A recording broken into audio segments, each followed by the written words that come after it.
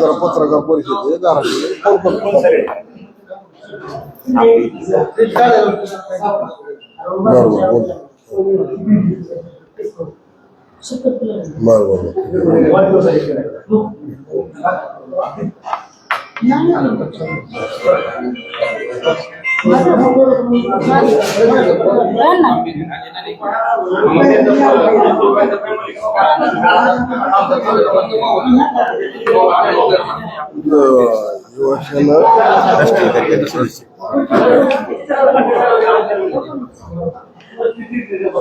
थोड़ा गॅप ठेवला होता 2 मिनिट चिटकून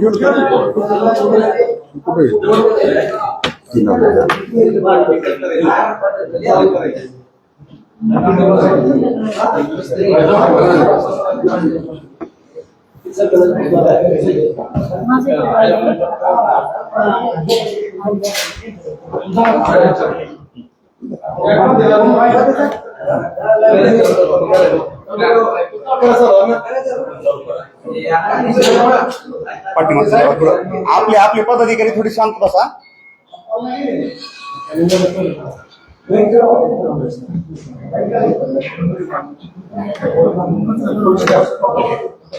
आज दिनांक 16 फेब्रुवारी 2026 या दिवशी पत्रकार परिषद घेण्याचं आयोजन केलेलं आहे. पत्रकार परिषद घेण्यामागचा उद्देश परवाच्या दिवशी आमचे सहकारी मित्र भारतीय जनता पार्टीचे जिल्हाध्यक्ष यांच्या नावानं पण राणा पाटील यांनी लिहिलेलं या ठिकाणी प्रेस नोट आली. त्यामध्ये ज्या पद्धतीनं बिनबुडाचे बदनामीकारक आरोप करण्यात आले त्याचा खुलासा करावा या दृष्टिकोनातून आपणाला सगळ्यांना निमंत्रित केलं. या बैठकीला आलेल्या सर्व पत्रकार बांधवांचं मी मनापासून स्वागत करतो, त्यांचं अभिनंदन करतो. यामधला मुख्य मुद्दा ज्या पद्धतीनं त्यांनी पहिला मुद्दा एक मांडला की उबाटाशी हातमिळवणी केली. माननीय सावंत साहेबांनी उबाटाशी हातमिळवणी केली हा पहिला त्यांनी आरोप केला. मला या ठिकाणी सांगावंच वाटतंय की आम्ही कुठल्याही जागेवर उबाटाशी तडजोड केली नाही, हातमिळवणी केली नाही, कधी कोणाची चर्चा केली नाही. उलट यांनीच नगरपालिकेच्या वेळेस उबाटासह सगळ्या पक्षाची युती करून शिवसेना आणि शिंदे साहेब आणि तानाजी सावंत यांना टार्गेट करून निवडणूक लढवली. सर्व पक्ष मिळून त्याच्यामध्ये ह्यांना एमआयएम सुद्धा पुरलेलं नाही. आणि ह्या लोकांनी जर आमच्यावर आरोप करत असतील की आम्ही उबाटाची युती केली तर हे कितपत योग्य वाटतं हे तुम्ही सुद्धा विचार करणं गरजेचं आहे. दुसरी महत्वाची गोष्ट त्याच्यानंतर त्यांनी सांगितलं की आम्ही साहेबांनी विश्वासघात केलाय. विश्वासघात कोणी केला? विश्वासघात करणाऱ्यांनी चोराच्या उलट्या बॉम्बा म्हणल्यासारखं विश्वासघात करणाऱ्यांनी जर विश्वासघात म्हणायचं हे कितपत योग्य आहे? उदाहरण जर द्यायचं म्हणलं विधानसभेच्या निवडणुकीच्या वेळेस यांनी रसद कोणाला पुरविली? तत्कालीन महाविकास आघाडीचे उमेदवार राहुलभाई मोठे यांना रसद पुरविली. ते महायुतीच्या विरोधात नव्हतं का? ती गद्दारी नाही का महायुती सगळं? दुसरा एक मुद्दा ह्यांनी मांडला की लोकसभेला ओमराजेंना तिथं 1.5 लाख मतं मिळाली आणि आपल्याला कमी मिळाली आणि मग तुम्ही निवडून कसे आला किंवा आताची मताची टक्केवारी काय? तुम्हाला सगळ्याला माहित आहे की लोकसभेच्या वेळेस जी विरोधी लाट होती त्या विरोधी लाटेमध्ये राणा जगजितसिंग पाटील आमदार साहेब तुळजापूरचे यांचा सुद्धा मतदारसंघ 55,000 मायनस होता. मग राणा पाटलांनी काम केलं नाही का असा प्रश्न उपस्थित होतो.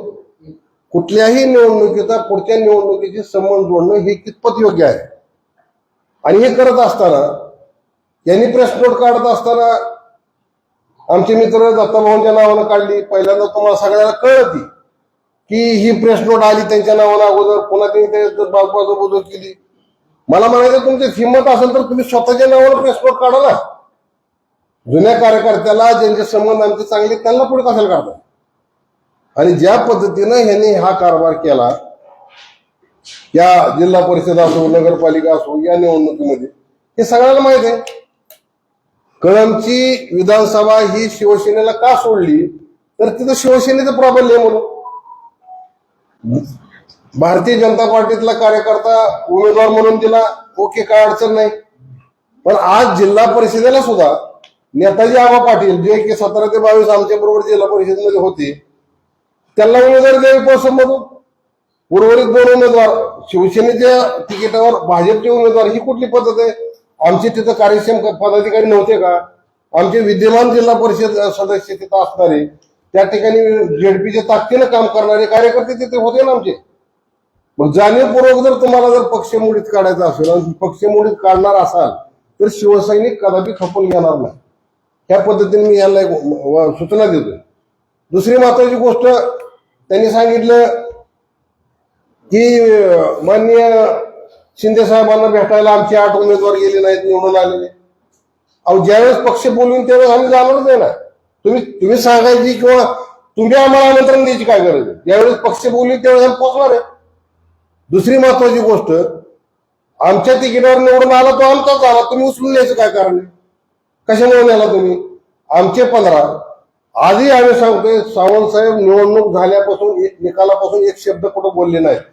पत्रकाराला त्यांनी एकच सांगितलं, आमच्या पक्षाचे मुख्य नेते माननीय एकनाथभाई शिंदे जे निर्णय घेतील ते आम्हाला मान्य आहे. असं म्हणल्यानंतर तुम्ही हा वाढ उठवायचं कारण काय? जाणीवपूर्वक तानाजीराव सावंत साहेबाला बदनाम करायचं आणि त्या बदनाम करून आपली पोळी कशी वाचते ही बघायचं. आमचा आजही भाजपच्या कॅन्डिडेटला विरोध नाही.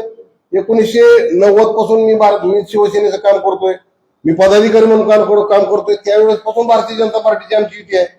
मग त्या निवडणुकामध्ये ज्यांनी आमच्या बरोबर काम केलं ते आजही लोक काम करतायत. मग मला एक सांगायचं तुम्हाला की आमच्या पक्षाची धोरणं ठरविणारे आमचेच पक्ष नेते असतील. आम्हाला आजही माननीय शिंदे साहेबांनी सांगितलं त्यांच्या घरात उमेदवार द्यायचा आहे, आम्हाला काय अडचण नाही. जो पक्षनेता ठरवेल, आमचे एकनाथभाई शिंदे, श्रीकांत शिंदे असतील, जे आमचे प्रमुख नेते मंडळी आहेत ते ठरवतील ना त्या बाबतीत. आम्हालाही सल्ले द्यायचं काम ह्यांनी करू नये अशी माझी त्यांना विनंती आहे. तिसरी महत्वाची गोष्ट, यांनी काम करत असताना जिल्हा परिषद पंचायत समिती निवडणुकीमध्ये परांडा, भूम आणि वाशी या ठिकाणी आम्ही वेगळं लढलो म्हणजे एकटे लढलो. आमच्या बरोबर कुणी नव्हतं, युती नव्हती आमच्या बरोबर कोणाची. त्याची कारण काय आहेत? नगरपालिकेच्या निवडणुकीच्या वेळेस त्यांनी 3 महिने अगोदर सर्वपक्षीय आघाडी केली. आम्हाला कुठेही युती करायची किंवा आघाडी करायची असा विषय घेतला नाही. मग असं असताना आम्ही कसं म्हणायचं आम्ही तुमच्या बरोबर युती करू का? तीच पुनरावृत्ती त्यांनी जिल्हा परिषद पंचायत समितीच्या निवडणुकीत करण्याचं योजलं होतं. पण परिस्थिती अशी की 9 वर्षांनी झालेल्या जिल्हा परिषद पंचायत समितीच्या निवडणुका, प्रत्येक कार्यकर्ता निवडणुकीला तयार, प्रत्येक पक्षामधला प्रत्येकाला वाटायची ही जागा आपल्याला सुटली पाहिजे, त्यामुळे त्यांची युती झाली नाही. तर त्याचं ह्यांनी काय उठवलं की ह्यांनी एकत्र यायला लढू दिलं नाही. म्हणजे आरोप करताना किती चुकीचे करावे, आरोप करताना कसे करावे, एखाद्याला जाणीवपूर्वक बदनाम करायचं असेल तर ह्यांच्याकडून शिकावं. आज मला एकच सांगायचंय, वारंवार आम्ही तेच सांगतोय, आमची भारतीय जनता पार्टीची युती करायला आम्हाला काय अडचण नाही. आमचे पक्षनेते जे ठरवतील तो आम्हाला निर्णय मान्य असेल, त्याबद्दल आमचं दुमत नाही. आमचं वैयक्तिक मत, आमचं घराणेशाहीला विरोध होता, आमचं वैयक्तिक मत ते तर वैयक्तिक मताला आणि पक्ष ह्याला काही ही राहत नाही. आमचं वैयक्तिक मत होतं की बाबा तुमच्या घरातलं अध्यक्ष कशासाठी, मग भारतीय जनता पार्टीतला कुणी अध्यक्ष करा नाही, एक महिला कुणी अध्यक्ष करा, मिळू दे सर्वसामान्यांना. हीच सावंतसाहेबांची भूमिका होती. तरी सुद्धा पक्षप्रमुखांनी ठरवलं, आमच्या पक्षनेत्यांनी नाही त्यांनाच करायचंय, आमची काय अडचण नाही. पण त्या अगोदर आमचे 15 सदस्य आमचे त्यांनी 2-3 पळवून नेले, त्यांचे आमच्या तिकिटावर निवडून आलेले, ते माननीय एकनाथभाई शिंदेकडे त्यांनी जमा करायला पाहिजे. आमचे उमेदवार न्यायचा अधिकार काय? मला या ठिकाणी एवढंच सांगायचंय की ज्या पद्धतीनं सावंत साहेबाला बदनाम करण्याचा कार्यक्रम चालू केला, यांनी थांबविला पाहिजे. जाहीर मी ह्या गोष्टीचा निषेध करतो. आणि राणा पाटील साहेब जे आमदार आहेत तुळजापूरचे, जे भाजपचे नेते म्हणतात, त्यांना एक विनंती करतो, तुम्हाला जर प्रेस नोट काढायची असेल, पत्रकार परिषद घ्यायची असेल, तर तुम्ही डायरेक्ट स्वतः घ्या आणि सावंत साहेबांवर बोला, तुमच्यात जर तेवढी हिंमत आणि धमक असेल तर. ह्या गोष्टीचा कार्यकर्त्याला पुढे करून त्यांना काय बळी करू नका, अशी एक विनंती माझी आहे.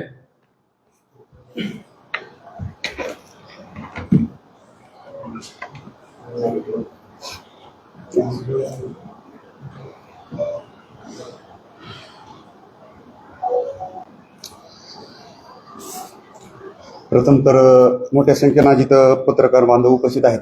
सगळ्यांना मी नमस्कार, जय महाराष्ट्र करतो.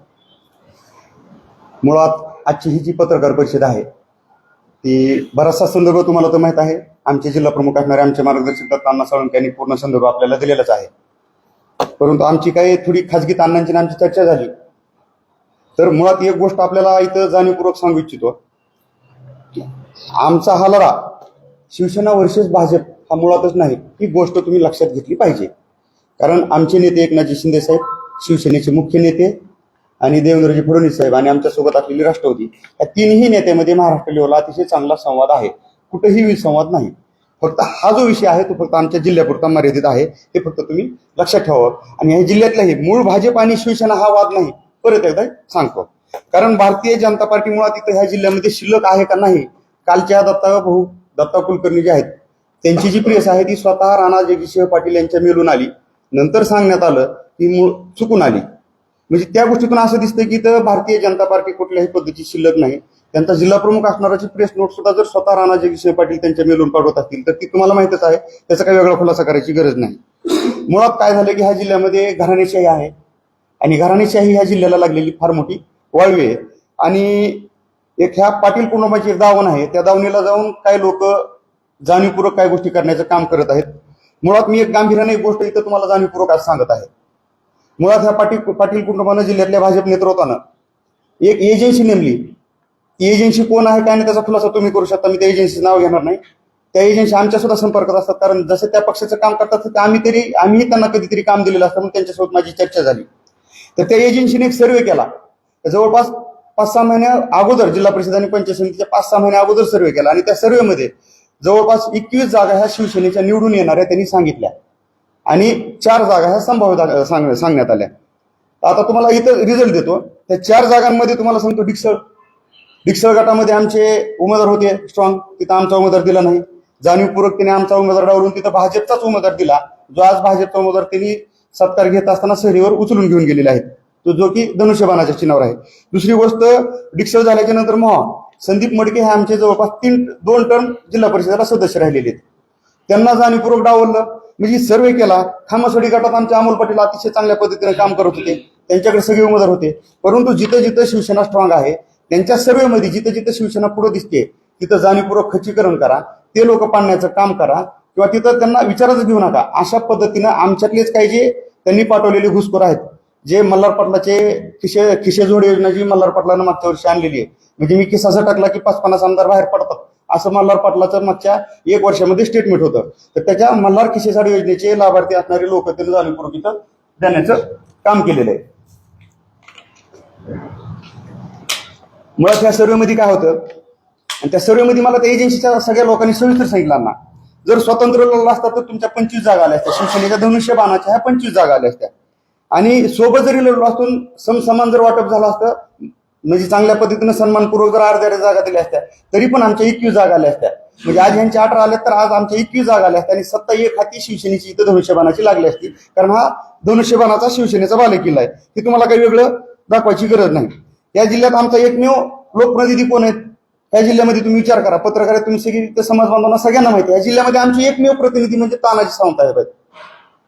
माननीय या जिल्ह्याचे आम्ही भागविधाते म्हणतो, कारण त्यांनी आल्यापासून ह्या 2.5 वर्षामध्ये जेवढा निधी ह्या जिल्ह्याला एकनाथ शिंदे साहेबांच्या माध्यमातून दिला तो आतापर्यंतच्या इतिहासात कधीही कुठेही निधी आला नाही, हे तुम्हालाही मान्य करावं लागेल, सगळ्या जनतेला पण माहिती आहे.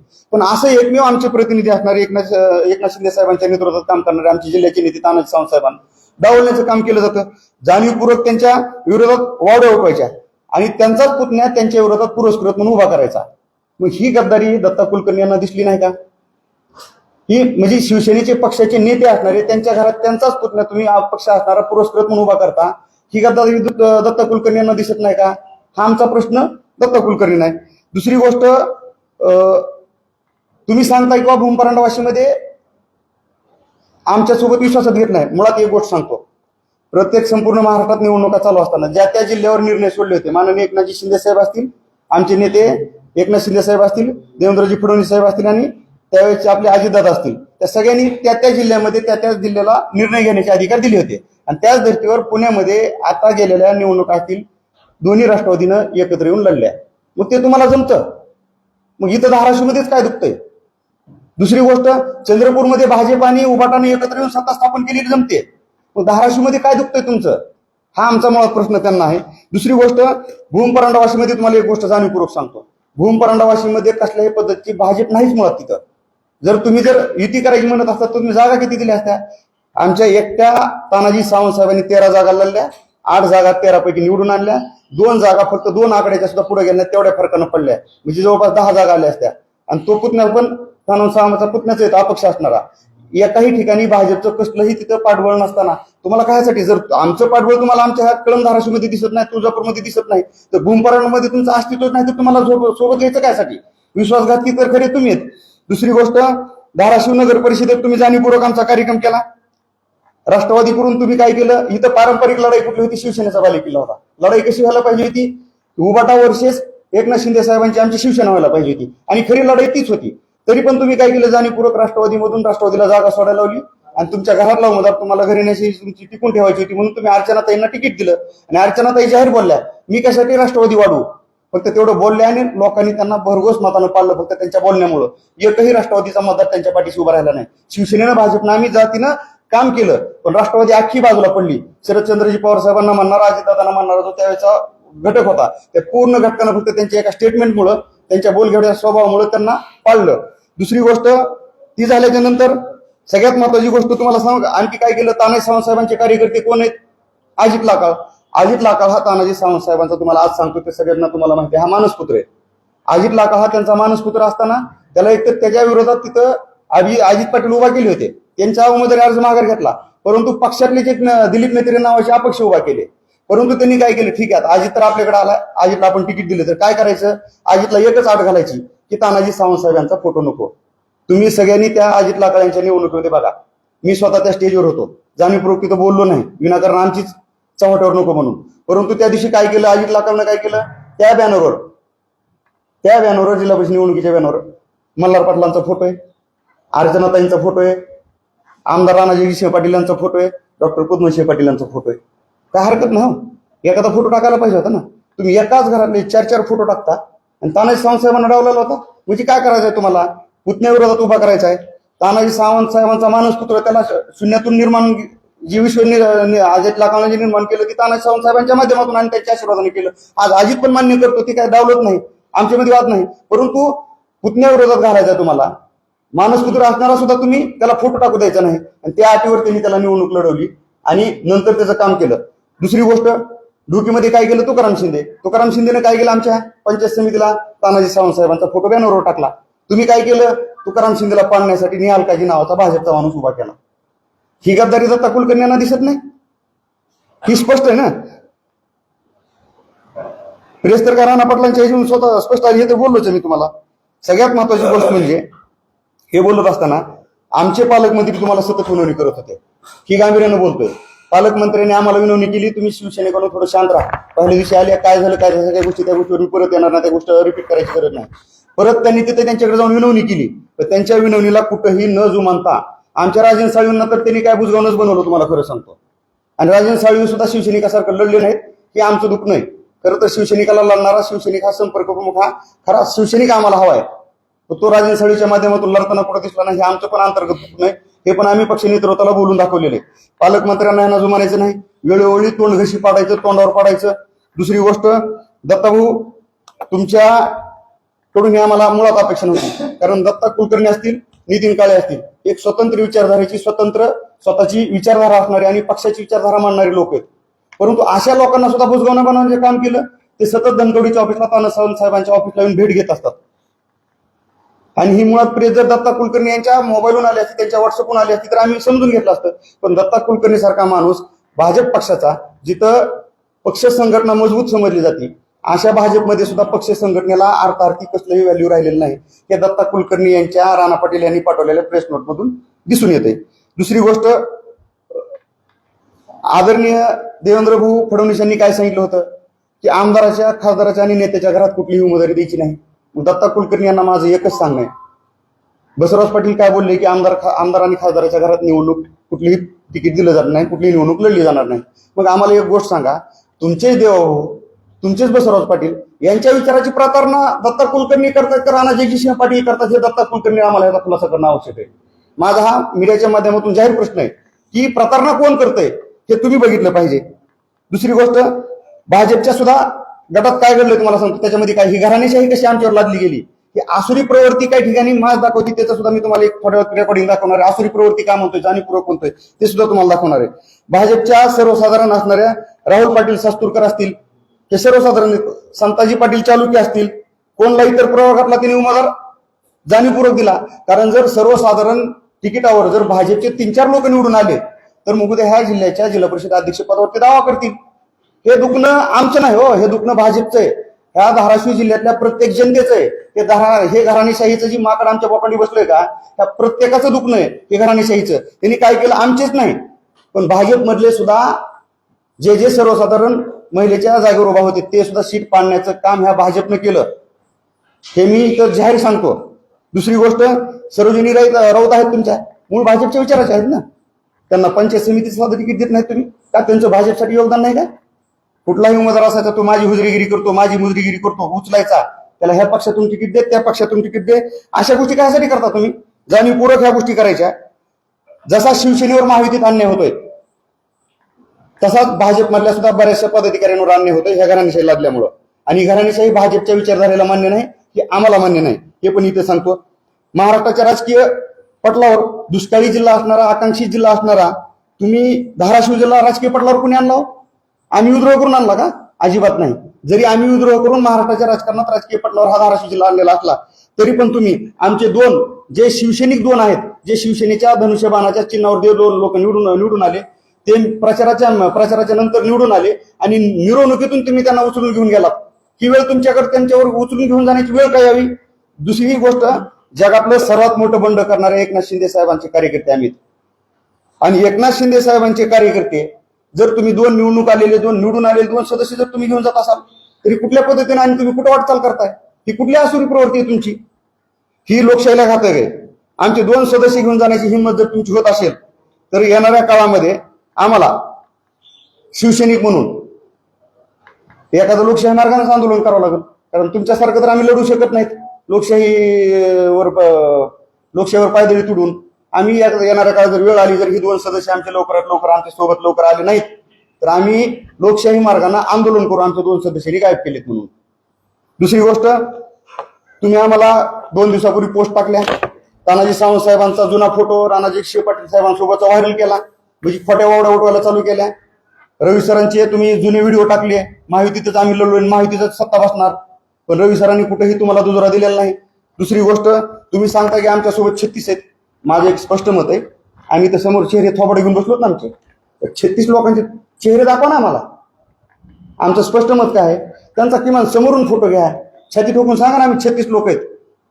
काय तुम्हाला नेमकी अडचण कशाची 36 लोकांची तोंड दाखवायला? जर 36 लोक असेल, मॅन्डेट तुमच्या बाजूने, तर सत्ता स्थापन करा ना. मॅन्डेट दाखवा आणि सत्ता स्थापन करा, कुणाची अडचण आहे? तुम्हाला शिवसेनेला सोबत घ्यायचंच नाही तर करा, ते पण करा. आम्ही आज तुम्हाला जाहीर सांगतो, आमच्या सोबत पण 28 लोक आहेत. कोण आहेत, कसे आहेत, काय आम्हाला सांगायची गरज नाही. वेळ आली एकनाथ शिंदे साहेबांच्या आम्ही आदेशाची, तानाजी सावंत साहेब फक्त वाट बघतायत. तानाजी सावंत साहेबांना एकनाथ शिंदे साहेबांचा जर आदेश आला की हे करा तर नक्कीच ह्या येणाऱ्या 4-5 दिवसामध्ये, 8-15 दिवसामध्ये शिवसेनेचा जिल्हाध्यक्ष ह्या धाराशिवच्या जिल्हा परिषदेवर बसलेला दिसेल. फक्त आणि फक्त तानाजी सावंत साहेब शांत आहेत, फक्त एकनाथ शिंदे साहेबांच्या आदेशामुळे.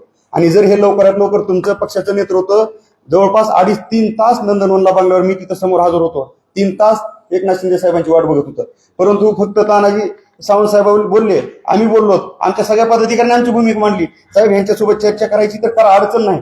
पण पहिले आमचे 2 जिल्हा परिषदेचे मेंबर आहेत, त्यांनी जे गायब केलेले सहलीवर नेलेले त्यांना पहिलं आमच्यावर पोस्ट करा आणि नंतर करा. आणि ही विनंती आमच्या एकनाथ शिंदे साहेबांनी ऐकून घेतली आणि त्यांना भेट दिली नाही. मुळात दुसरी गोष्ट, आता सांगितल्यासारखं आमच्याकडे पण 28 आहेत, त्यांच्याकडे 36 आहेत. समीकरण 28 आणि 36 आकडेवारी किती होती मला समजायला तयार नाही. विनाकारण जिल्ह्यातल्या लोकांना त्यांनी संभ्रमित करायचं काय कारण नाही. परंतु जिल्हा दुष्काळी राहण्याची कारणे ह्या जिल्ह्यातल्या काही नेत्यांची मानसिकता दुष्काळी आहे. मानसिकता दुष्काळी तुम्हाला जाणीवपूर्वक सांगतो. ह्या दत्ता कुलकर्णी यांना मला एवढंच सांगणं आहे, तुम्ही स्वतःचा कारखाना उभा केला, आज चांगला चालतोय ना. मग ह्या जिल्ह्याला आलेला 276 कोटीचा निधी तुमच्या आमदार राणाजी शिंदे पाटील यांनी वरच्या पक्षश्रेष्ठींना पक्ष नेतृत्वाला बोलून थांबवला. हा जिल्हा दुष्काळी नाही, हा जिल्हा आकांक्षित नाही. जर तो 276 कोटीचा निधी जर जिल्ह्यात खर्च झाला तर ह्या जिल्ह्याचा विकास होणार नाही. 4 कार्यकर्ते 4 पदाधिकारी तुम्हाला पोचले जाणार नाहीत.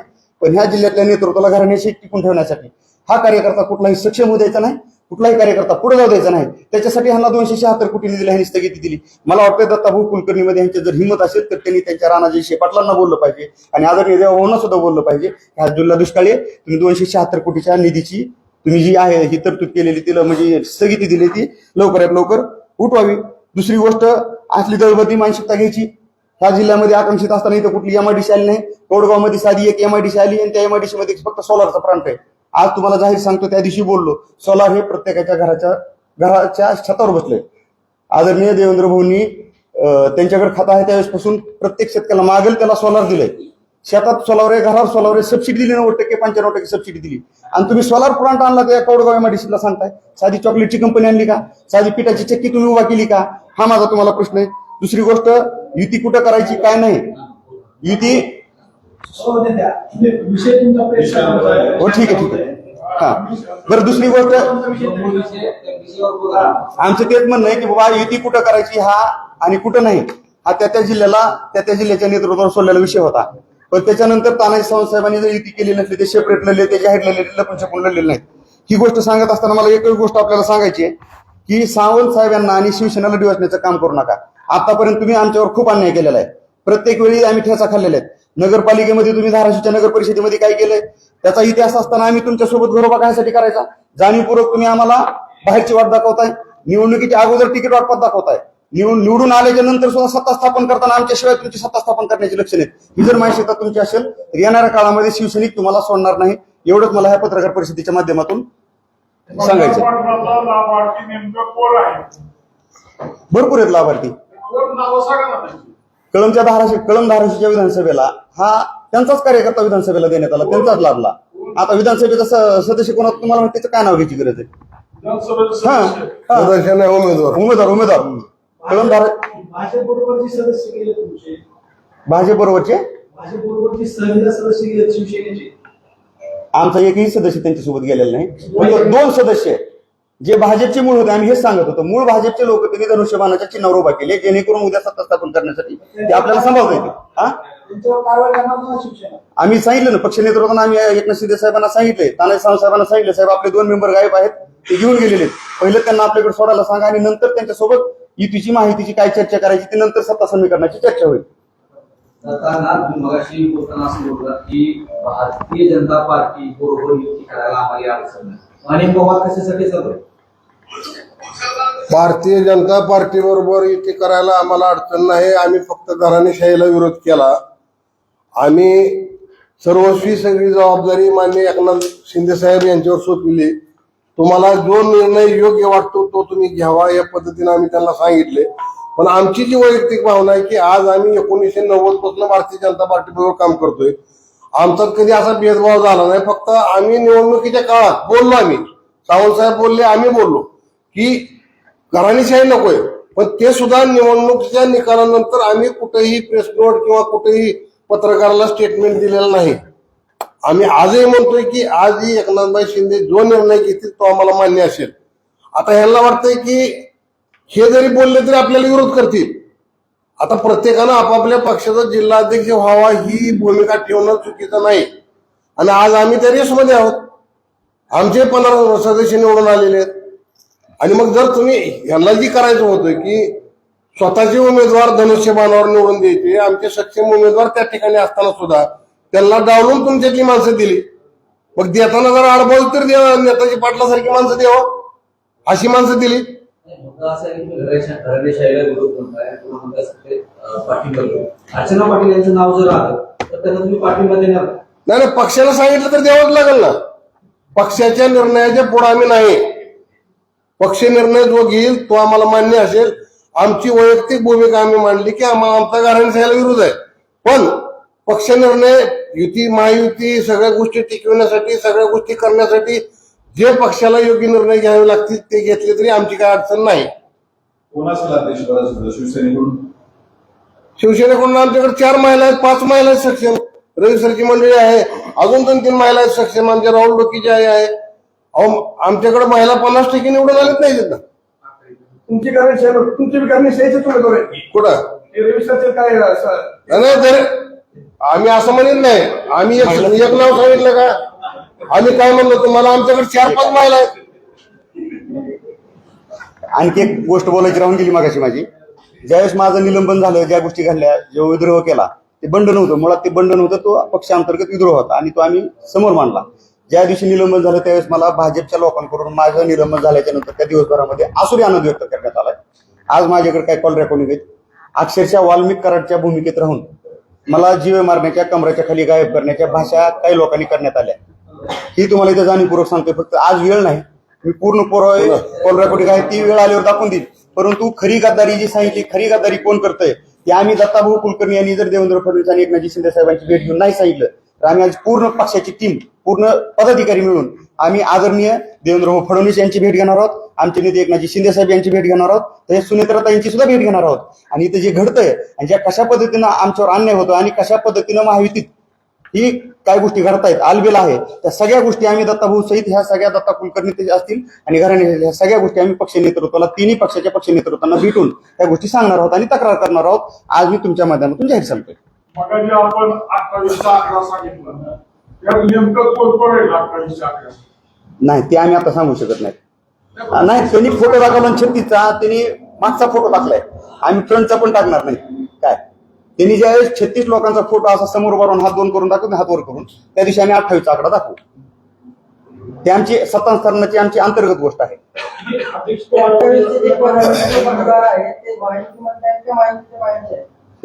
नाही, चंद्रपूरमध्ये काय झालंय, पुण्यात काय झालंय, तसं धाराशिवमध्ये घडू शकतं ना. आता मी बोलणार नाही त्याच्यावर, पण तुम्हाला सांगतो घडू शकतं. पण असं काय चर्चा झालेली नाही. चर्चा झालेली नाही. हा, किती दिवसात होईल किती दिवसात होईल अध्यक्ष किती दिवसात होईल? अजून हे बघा, अजून नोटिफिकेशन निघालेलं नाही. आणि नोटिफिकेशन निघाल्यानंतर माझ्या माहितीप्रमाणे पहिल्या पंचायत समितीच्या सभापतीची निवड होत्या 7 दिवसात आणि तिथनं पुढे 4 दिवसात. म्हणजे साधारण आज जरी नोटिफिकेशन निघलं तरी आजपासून 12-13 दिवस लागणार. तेव्हा आज हे लांबचा विषय आहे. फक्त आपल्याला इतकी अर्जंट प्रेस नोट काय घ्यावी लागली तर विनाकारण सावंत साहेबाला बदनाम करण्याच्या हेतूनच जो काय त्यांनी प्रेस नोट काढली त्याच्यामुळे घ्यावी लागली. ह्या प्रेस नोटीस शेवटचा एक मुद्दा बोलायचा राहून गेला. त्यांनी सांगितलं की महायुतीतल्या कार्यकर्त्याच्या भावना दुखवल्या गेल्यात म्हणून सांगितलं की आम्ही जे काय केलं त्याच्यामुळे ह्यांची भावना दुखवल्या. मग ह्यांनी जी एवढं कांड केलंय नगरपालिकेपासून, ह्याचं शिवसैनिकाला किंवा जुन्या भाजपला काहीच वाटलं नाही असं वाटतंय का? एका माणसाची भावना दुखवली असेल, मान्य करतो आम्ही, कारण त्यांना त्यांचा हट्ट पूर्ण करण्यासाठी अडथळा येत असेल त्याच्यामुळं. पण भारतीय जनता पार्टी, शिवसेना जी जिल्ह्यामधली आहेत, मला वाटतं की जुने आमचे विचाराचे आहेत, कोणाची भावना ह्या पद्धतीनं दुखवू शकत नाही. कारण का त्यांना महायुती टिकलीच पाहिजे असं वाटतंय. महायुती टिकणारच आहे. आम्ही काही महायुतीला तडे जाणार असा विषय केला नाही. टोटल सगळ्या पक्षांनी मिळून सावंत साहेबाला, एकनाथ शिंदे साहेबाला, आम्हाला परंडा नगरपालिकेत टार्गेट केलं, भूम नगरपालिकेत टार्गेट केलं, जिल्हा परिषद पंचायत समितीला टार्गेट केलं 3 तालुक्यामध्ये, तरी आम्ही कुठं वाच्यता केली नाही. आणि इकडे सांगतात की महायुतीत आम्ही तिथं लढतोय. कोण महायुतीत होतं तुम्ही जर चौकशी करा ना. मग त्या विरोधात लढत असताना त्यांना रसद कुणी पुरवली, त्याचे पुरावे आमचे पैसे. मग सगळ्याच गोष्टी काढायचे म्हणलं तर तो लांब जातो विषय. मी या ठिकाणी एवढंच सांगतोय की तानाजी सावंत साहेबांना जे बदनाम करण्याचं षडयंत्र चालू आहे त्याच्याबद्दल मी तीव्र शब्दात निषेध व्यक्त करतो आणि ह्या चांडाळ चौकडीने ही गोष्ट थांबविल्या पाहिजेत एवढं त्या ठिकाणी तुमच्या माध्यमातून सांगू. आणि जाणीवपूर्वक जर अख्खा जिल्हा जर जिल्ह्यामध्ये जर स्वतंत्र शिवसेना लढली असतील, जर तानाजी सावंत साहेबांच्या नेतृत्वात लढली असतील, ज्या पद्धतीने भूम परांडा वाशीमध्ये यांची वाताहत झाली का, अख्ख्या जिल्ह्यात तशीच वाताहत होणार ह्याची भीती त्यांना होती. आणि शिवसेना संपवण्यासाठी हा रचलेला घाट आहे. एक एक एक एक नेता खालच्या थरातला तळागाळातल्या नेत्यापासून वरच्या थरातल्या तानाजी सावंत साहेबांच्या नेतृत्वापर्यंत सुद्धा त्यांना जाणीवपूर्वक त्यांची प्रतिमा मलिन करण्याचं काम हे जाणीवपूर्वक करत आहेत. गेल्या अनेक वर्षापासून माहिती काय वाचते, गेल्या 4-5 वर्षात माहिती म्हणजे अशी भीत का आली. काही जी लोक असे राणादादा पाटलासारखे स्वार्थी म्हणा, स्वतःलाच पाहिजे असे लोक ह्यामध्ये समाविष्ट झाल्यापासून भाजपने असे आरोप करतात की सावंत साहेबांना जबाबदार आहे. मग त्यांनी उदाहरण द्यावं ना. मग आम्ही जसं सांगतो 4 वेळेस की लोकसभेच्या वेळेस तीच परिस्थिती झाली की पूर्ण लोकसभेला या उमेदवाराच्या विरोधात पूर्ण मतदारसंघात नाही, महाराष्ट्रात तीच परिस्थिती पडझडीची होती. त्यामुळे प्रत्येक ठिकाणी ती झालं. मग विधानसभेला कोणी कोणाला मदत केली, विधानसभेला कोणी कोणत्या उमेदवाराला मदत केली, नगरपालिकेला कोणी कोणाच्या माणसाला मदत केली, जिल्हा परिषदेला कोणी केली. जो न देखे रवी तो देखे कवी. तुम्ही पत्रकार म्हणजे कवी आहेत, तुम्ही बघाल चौकशी करून. अण्णा, ज्याप्रमाणे भूपरंडा वाशीमध्ये पक्षाचे हा एबीफॉर्म घेण्यात आले, नाही या बाबतीत आमची भूमिका काय विषय नाही. कारण आमच्या ज्या काय अडचणी आहेत आम्ही एकनाथभाई शिंदे, पालकमंत्री प्रताप सरनाईक यांच्यासमोर मांडतो, ते आमच्या सोडवितात त्याच्यामध्ये. आणि ह्या प्रेस नोटमध्ये काही विषय समाधान नाही असं मला वाटतं. तो आमचा घरगुती मॅटर आहे, तो आम्ही आमच्या त्याच पद्धतीने बघू. आमचा चांगला संवाद आहे. भूपरंडा वाशीमध्ये ज्याप्रमाणे पक्षाचे एबीफॉर्म घेण्यात आले त्याच पद्धतीनं धाराशिव किंवा कळवमध्ये घेता आले असते, परंतु काही बाबतींमध्ये दुर्लक्ष करण्यात आलं असं शिवसैनिकांचा सुरू आहे. नाही, त्या बाबतीत पालकमंत्र्यांना शिवसैनिक बोलले त्यावेळेस त्यांनी त्यांची खदखद व्यक्त केली, त्यावेळेस त्यांचं समाधान झालं असेल. त्याच्यानंतर काय माझी चर्चा कार्यकर्त्याशी नाही आणि पालकमंत्री महोदयाशी नाही. पण तिथं आणखी एक गोष्ट घडली. तुम्हाला शिवसेनेसोबत भूम परांडा वाशीमध्ये युती झाली नाही हे दिसतंय. राष्ट्रवादी तरी कुठं तुमच्यासोबत होती. मग ती युती तुम्हाला तिथं विश्वासघात केलेला दिसत नाही. म्हणजे फक्त जाणीवपूर्वक फक्त स्वतःच्याच गोष्टी बोलायच्या आणि स्वतःच्या सोडून द्यायच्या. नवीन जिल्हा प्रमुखांना नवीन झाले जिल्हा प्रमुख कळमदाराचे जिल्हा प्रमुख नवीन झाले. हा, म्हणजे काय आपल्या प्रेसला त्यांना फोन करून विचारा. नाही बघा, इथं महिला आघाडीच्या जिल्हा प्रमुख आहेत, अल्पसंख्याक सेलचे आहेत, मी जिल्हा प्रमुख आहे, हे आमचे विद्यार्थी सेनेचे पुन्हा हे आमचे मेघराज पाटील आहेत. आणि हे सगळे जे तुम्ही म्हणता की इथले का नाही, तुम्हाला परांड्याला बोलणं मला शक्य नव्हतं म्हणून मीच इकडं आलोय. प्रेस घ्यायचं कारण म्हणजे ही दुखणं आमचं, कारण आमच्यावर ब्लेम व्हायला लागले. कारण जिल्ह्यामध्ये 3 जिल्हा प्रमुख आहेत, भूम परांडा वाशी, धाराशिव कळम आणि तुळजापूर उमरगा लोहारा 3 जिल्हा प्रमुख आहेत. आमच्या नेत्यावर, आमच्या प्रमुख उपनेते असणारे यांच्यावर जर अशा पद्धतीने ब्लेम करायला लागले तर त्याच्यामुळे मला इथं प्रेस नोट घेऊन सगळे पत्रकार परांड्याला बोलवून तुमच्या सगळ्याची बेजारी करण्यापेक्षा मीच येऊन तुमच्याशी चर्चा करावी असं यासाठी इथं पत्रकार परिषद घेतली.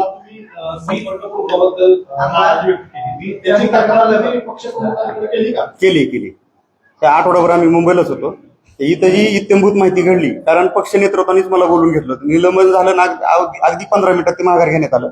खरं तर माझ्या कामाची पोचपावती होती. पक्ष नेतृत्व आमचं हलक्या कानाचं नाही, कच्च्या कानाचं नाही.